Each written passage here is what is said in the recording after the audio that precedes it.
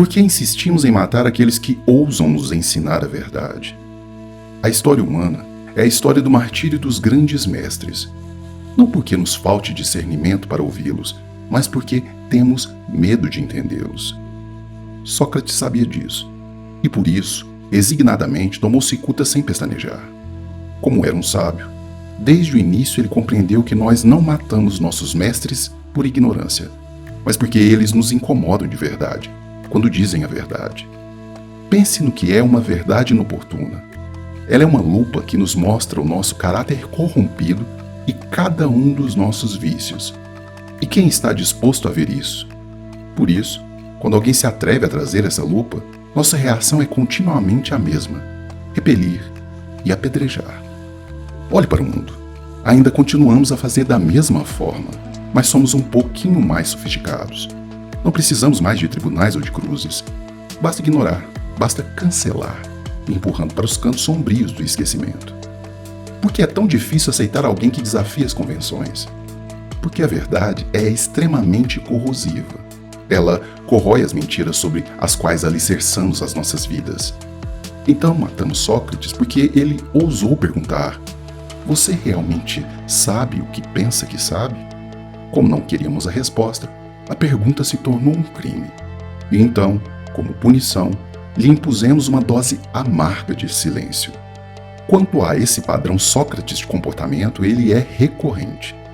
Cada época tem a sua própria versão de Sócrates, e todos eles têm o mesmo destino.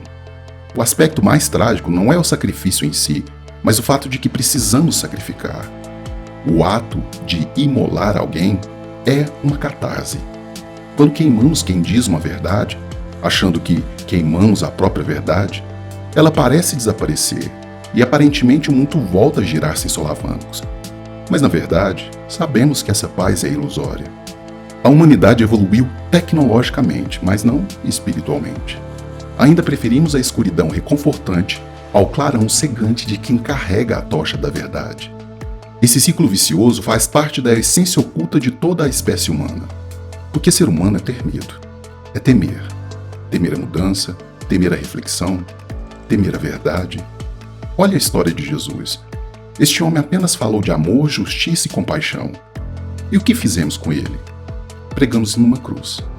E o fizemos porque ele expôs o egoísmo daqueles que tinham o poder. Chamou os hipócritas de hipócritas e desafiou os donos da moralidade. Jesus não foi condenado pelos pecadores confessos, foi condenado por aqueles que se diziam os justos. E sempre é assim. Quem proclama a verdade não morre pelas mãos dos que admitem as suas falhas, mas pelos sussurros daqueles que se julgam excepcionais. Quem articulou o julgamento de Sócrates não foi o povo comum, mas os poderosos da cidade. Quem condenou Galileu à retratação não foram os iletrados, mas a Igreja Católica, a mais alta instituição daquela época. E o que Galileu fez para merecer isso? Galileu apenas olhou para o céu e viu um universo que não girava ao nosso redor. Algo tão simples e, ao mesmo tempo, tão arriscado. Se não somos o centro do universo, então o que somos? Essa dúvida machucava. Então tínhamos que revidar. Por que Joana d'Arc foi queimada em praça pública? Não importava que ela tivesse salvado exércitos inteiros, ela desafiou o poder estabelecido, e isso era imperdoável. A fogueira não era apenas uma punição, era um espetáculo para nos lembrar do preço de ser inconveniente. Podemos continuar esta lista indefinidamente. Pense em todos os reformadores como Giordano Bruno, queimados por defenderem a infinitude do universo. Pense em todos os Martin Luther King Jr., assassinados porque sonhavam com a igualdade. Pense nos vários Malcolm X mortos por recusarem a se submeter. A história se repete como uma máquina enferrujada que só sabe moer os justos. E esse padrão não está enterrado no passado. Ele está vivo, bem diante dos seus olhos, na sua timeline, na sua TV, na sua sala de jantar. O martírio é só um pouco mais sutil agora. Não queimamos mais pessoas em fogueiras santas, mas queimamos as suas reputações. Cancelamos, desacreditamos, caluniamos. Fazemos isso porque a verdade ainda é muito perigosa. Jesus nos mostrou o caminho do amor. Galileu nos mostrou a imensidão do universo. Martin Luther King nos mostrou o sonho de um mundo mais justo. E o que nós mostramos a eles? O caminho da cruz, o tribunal, a bala. Cada geração acredita ser melhor do que a anterior. Mas será mesmo que somos? Olha ao redor. Ainda transformamos quem nos mostra os nossos erros em mártires. Ainda tememos quem ousa nos desafiar. Só mudamos os métodos. Quer exemplos?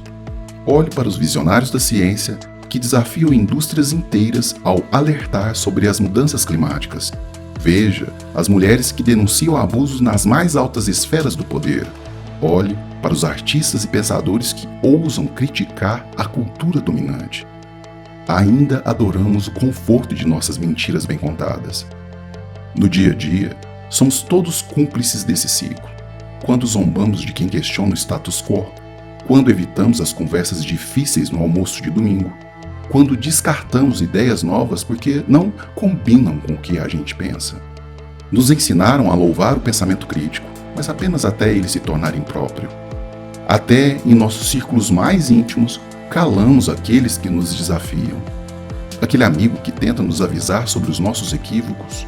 Quantas vezes cortamos a amizade em vez de ouvir? Quantas vezes preferimos o silêncio à mudança? Vivemos em uma época em que nitidamente a verdade está em disputa, em que a manipulação e a desinformação se espalham mais rápido do que qualquer fagulha no passado. E isso só é possível porque não aprendemos nada. Mas aprender com quem, se ainda continuamos a silenciar os nossos mestres todas as vezes que eles ousam se manifestar?